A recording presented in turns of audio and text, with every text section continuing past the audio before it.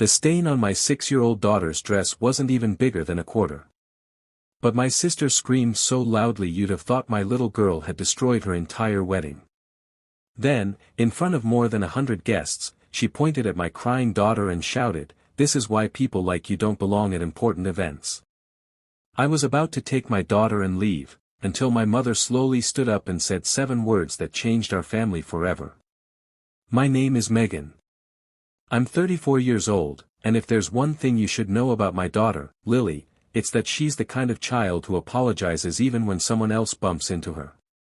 She has the biggest heart of anyone I've ever known. She loves drawing butterflies. She leaves cookies for delivery drivers. She cries whenever she sees injured birds. She's also incredibly clumsy. Not because she's careless. Because she's 6. My younger sister, Vanessa, had never liked children. She called them tiny disasters. When she announced she was finally getting married, everyone was excited. Everyone except Lily. She was nervous. "What if I mess something up, Mommy?" I knelt beside her. "You won't. And even if you do." I kissed her forehead. "You're still the best little girl in the world." She smiled. I wish those words had been enough. Vanessa planned a luxury wedding at an old vineyard. Everything had to be perfect. Perfect flowers.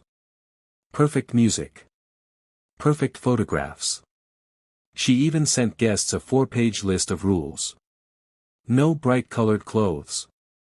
No phones during dinner. No children running. No loud laughter during speeches. I almost didn't attend. But Mom begged me.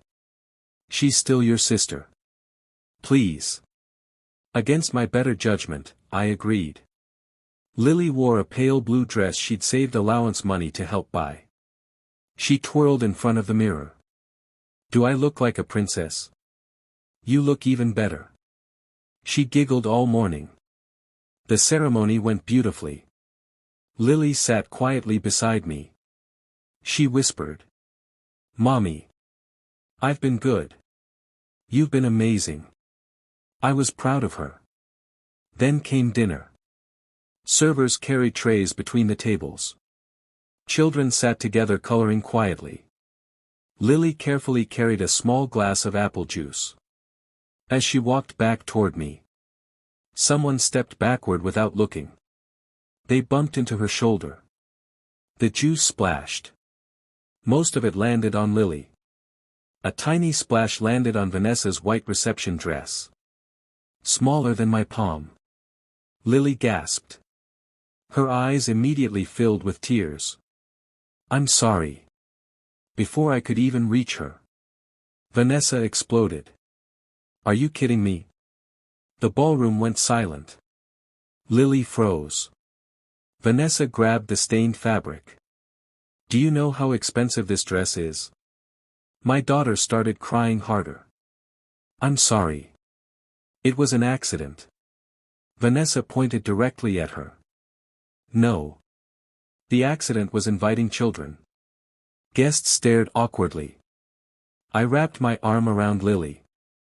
"It's okay." Vanessa wasn't finished. She looked directly at me. "This is exactly why people like you don't belong at important events." The words hit me like a slap. People like you. I looked around. Nobody moved. Nobody defended us. Even my brother-in-law looked uncomfortable. Lily buried her face against my dress. "I ruined everything." I whispered. "No, sweetheart. You didn't." I picked up my purse. "We're leaving." Then something unexpected happened. Mom slowly stood. She wasn't dramatic. She rarely raised her voice. But when she spoke, the entire room listened. She looked directly at Vanessa and calmly said, "The only stain I see." She paused. "Isn't on your dress." Silence. Vanessa laughed nervously. "Mom." "No." Mom's voice became firmer. I've watched you humiliate your niece for an accident. She turned toward Lily. Sweetheart. You did absolutely nothing wrong.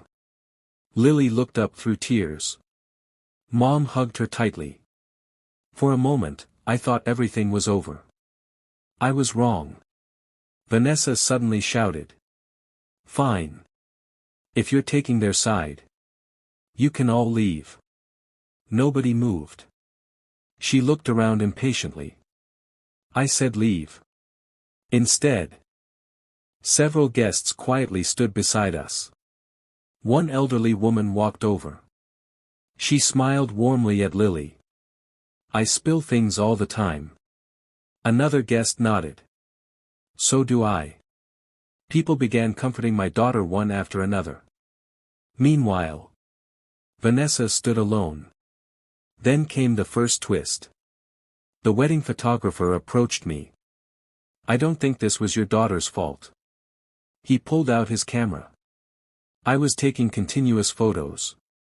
He quickly scrolled through dozens of images. There it was. Frame by frame. Lily walking carefully. Then, Vanessa herself stepping backward while posing dramatically for another photographer. She had bumped into Lily. Not the other way around. The entire sequence was crystal clear. The photographer quietly showed the images to the groom. His face changed instantly. He walked straight toward Vanessa. You blamed a 6-year-old. He held up the camera. For something you caused. Vanessa tried laughing. It doesn't matter. It was still ruined. He looked at her for a long moment. No. What matters is the kind of person willing to make a child cry to protect her own ego. The ballroom became painfully quiet. Then came the second twist. One of Vanessa's bridesmaids slowly raised her hand. I think everyone deserves to know something. Vanessa's eyes widened. Don't. The bridesmaid ignored her. This isn't the first time.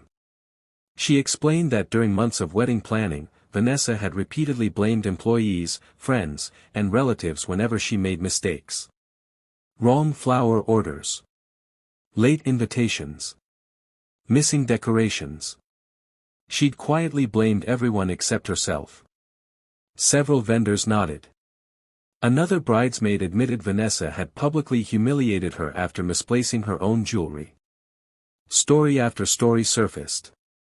People weren't shocked anymore. They were finally connecting years of behavior. Then the biggest twist arrived. The groom quietly removed his wedding ring. The room froze. He looked exhausted. I've defended you for 3 years.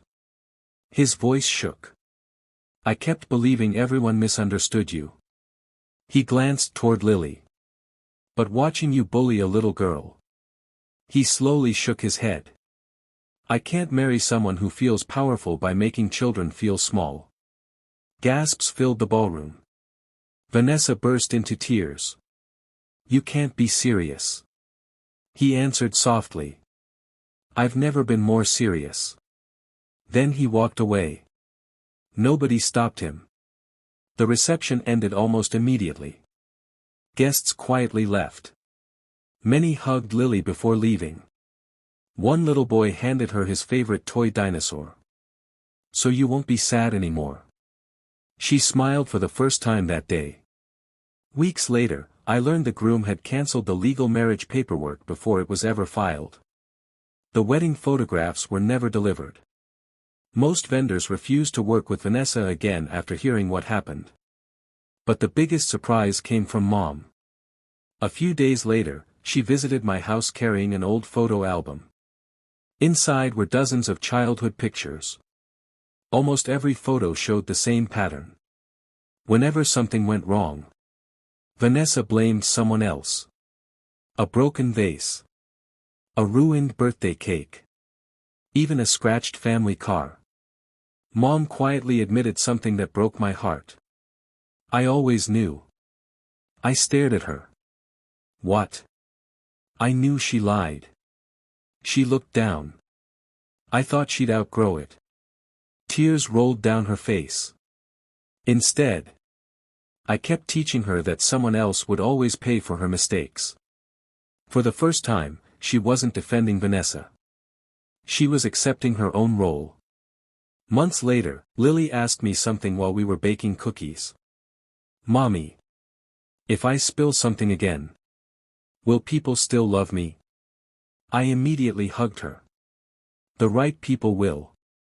She thought quietly for a moment. Then smiled. "Okay." That tiny smile meant everything. Today, Lily still wears that pale blue dress sometimes. The stain never completely came out. I offered to replace it. She shook her head. "I like this one." "Why?" She smiled proudly. "Because Grandma said stains remind us that accidents happen. But mean people choose to stay mean." Every time I see that little mark on her dress, I don't think about humiliation anymore. I think about the moment my daughter learned the difference between making a mistake and being mistaken for the problem. Because in the end, the tiny stain disappeared after a few washes. But the truth my sister revealed about herself that day was something no one in that room would ever be able to wash away.